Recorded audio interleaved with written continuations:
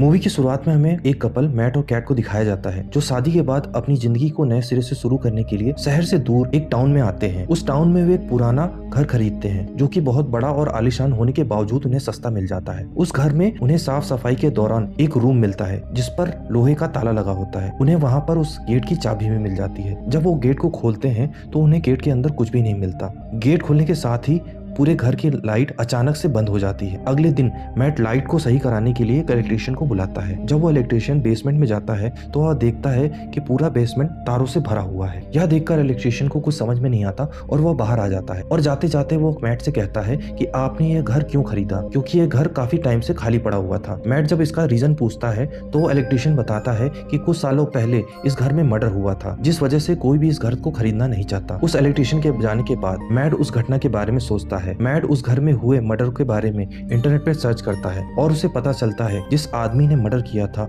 उसका नाम John Doe था और वह अब मेंटल हॉस्पिटल में बंद है। अब इसके बाद मैट काफी परेशान हो जाता है और वह अपने साथ एक दारू की बोतल लेकर उस लोहे के दरवाजे के कमरे के अंदर जाकर बैठ जाता है। और अब दारू की बोतल खत्म होने के बाद मैट कहता है कि काश उसके पास एक दारू की बोतल और होती। इतना कहते ही पूरे रूम में लाइट ब्लिंक करने लगती है और अचानक से उसके सामने दारू की एक बोतल आ जाती। यह देखकर मैट काफी हैरान हो जाता है कि वह कैसे हुआ। अगले दिन कैट जब मैट को ढूंढते हुए उस कमरे में आती है तो वह देखती है कि वहाँ पर चारों तरफ महंगी पेंटिंग रखी हुई है। यह देखकर वो चौंक जाती और मैट से पूछती है कि ये सब कहाँ से आई। इसका जवाब मैट उसे नहीं देता है और उससे कहता है कि तुम एक विश मांगो। यह देखकर कैट सोचती है कि मैट उसके साथ मजाक कर रहा है, इसलिए वह $1 मिलियन की विश मांग लेती है। लेकिन उसके बोलते ही $1 मिलियन उसके सामने आ जाता है और वह उसे देखकर चौंक जाती है। अब इन दोनों को लगता है कि यह रूम इन दोनों की सभी विश को पूरा कर देगा, इसीलिए वह एक एक करके विश मांगना शुरू करते हैं। धीरे धीरे उनके अंदर इतना लालच हो जाता है कि